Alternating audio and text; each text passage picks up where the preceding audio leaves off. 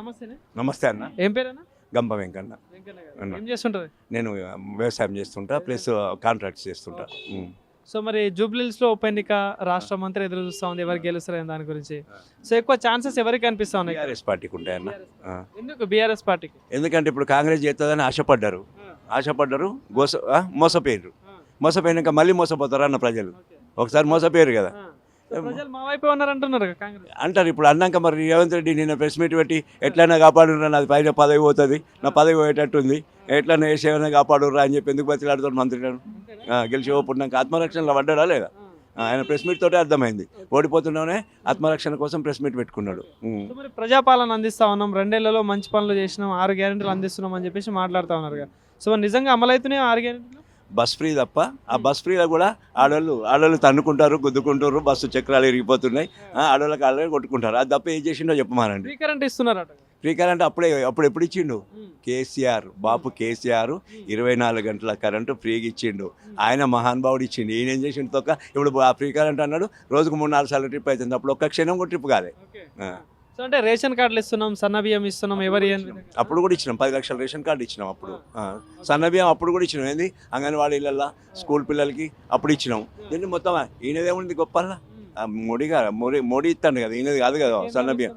కేంద్రం దాన్ని ఇస్తున్నాడు అంతే.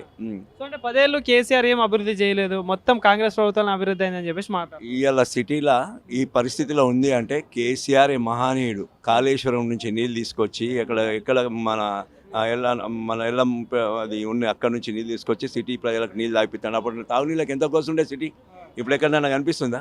అయినా ఇప్పటికి కూడా ఇప్పుడు వాళ్ళు వేసారు ఇక్కడ. ఇప్పుడు మా వెంకటగిరిలో అసలు నీళ్ళే లేవు.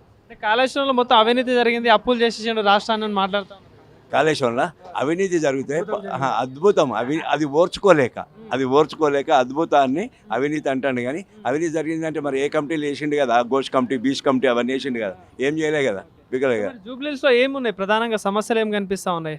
జూబ్లీహిల్స్లో సమస్యలు ఏంటి అంటే అప్పుడే కేసీఆర్ ఉన్నప్పుడే చేసిండ్రు. కాకపోతే ఒకటికి డ్రైనేజ్ సమస్య ఉంది. 22 నెలల నుంచి తీరుతారు అంటే గవర్నమెంట్ వచ్చింది. కానీ ఆ గవర్నమెంట్ అప్పుడు గోపీనాథ్ గారు ఉన్నప్పుడు శాంక్షన్ ఇచ్చిన పనిని చేయలేకపోతున్నాడు. 10 కోట్ల పని.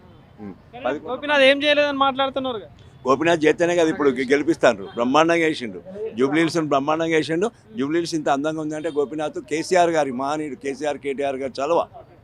భార్యకి ఎట్లుంటుంది మరి, సానుభూతి ఉంటుందా? ఖచ్చితంగా సానుభూతి కాదు. కేసీఆర్ కోసం, తెలంగాణ ప్రజలంతా కేసీఆర్ కోసం ఎదురు చూస్తున్నారు. కాబట్టి కేసీఆర్ రావాలంటే ఇప్పుడు ఇది తెలంగాణలో మార్గదర్శనం కావాలి.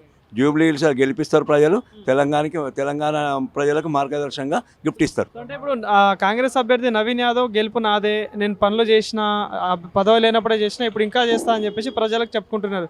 సో నమ్ముతారా ప్రజలు? ఓట్లు వేసే ఛాన్స్ ఉంటుంది? మొన్న గీడికి వచ్చి మాట్లాడండి కదా, గల్లీ దాటరు, ఇది ఏరియా నాది, ఈ అడ్డా నాది అంటే వీధి రౌడీ లెక్క మాట్లాడితే ఎవరు ఇస్తారన్న ఓటు? నవీన్ యాదవ్ని ఎవరు ఇస్తారన్న? వీధి రౌడీ లెక్క మాట్లాడుతాడు. గల్లీ ఎందుకు దాట? మా వాళ్ళలో మేము ఉండద్దంటే నువ్వెవరు? నువ్వు బాసు కాదు, దీన్ని పెట్టి పుట్టలే కదా. నువ్వు కూడా నిన్న మొన్న పుట్టినవే కదా. మరి గల్లీలో ఎప్పటి నుంచో ఉన్న వాళ్ళు ఉంటారు కదా.